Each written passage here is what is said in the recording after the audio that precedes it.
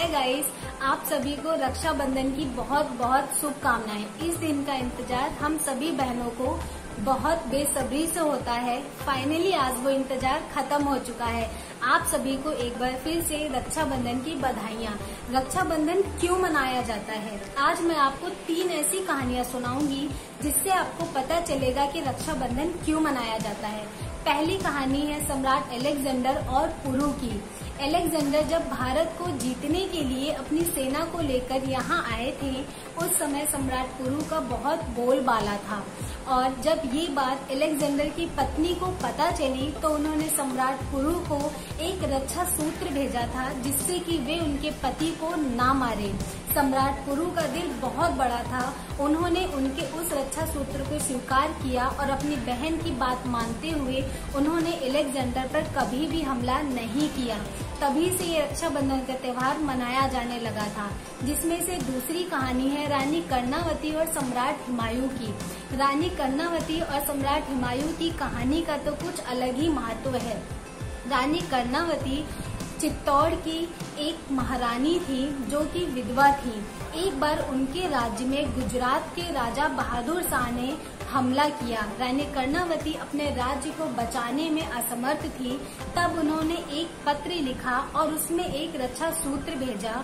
उन्होंने उस पत्र में लिखा था कि महाराज हुमायूं, मैं आपको ये रक्षा सूत्र भेज रही हूँ और आप मेरे राज्य की रक्षा करें और मेरे सम्मान की भी रक्षा करें।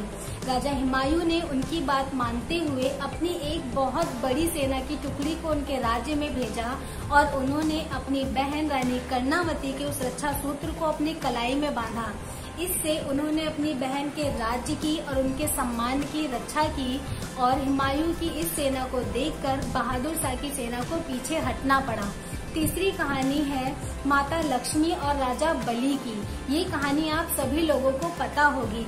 असुर के राजा बलि एक बहुत बड़ा भक्त था भगवान विष्णु का।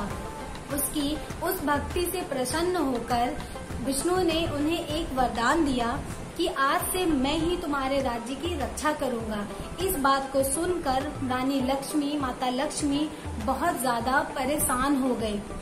तब उन्होंने एक ब्राह्मण औरत का रूप धारण किया और राजा बलि के यहाँ रहने लग गई। उसी समय उन्होंने राजा बलि के हाथों में एक रक्षा सूत्र बांधा और तब उस समय राजा बलि ने उनको बोला कि तुम मुझसे कुछ भी एक चीज मांग सकती हो। उस समय माता लक्ष्मी ने एक ही चीज मांगी कि आप भगवान विष्णु को मेरे साथ बैकुंठ जाने के लिए बोले। राजा बलि अपनी बात से पीछे नहीं हट सकते थे क्योंकि उन्होंने रक्षा सूत्र बंधाया और माता लक्ष्मी को बहन माना था। तब उन्होंने भगवान विष्णु को अपने वरदान से मुक्त किया और उन्हें वापस बैकुंठ भेजा। तभी से ये कहानी भाई बहनों के रक्षा सूत्र को मानी जाने लगी है। ये त्योहार बहुत ही पवित्र होता है। इसमें भाई बहनों से अपनी कलाइयों पे राखी बंधाते हैं और उनके सम्मान की रक्षा करने का उन्हें वचन देते हैं। है ना इंटरेस्टिंग बात।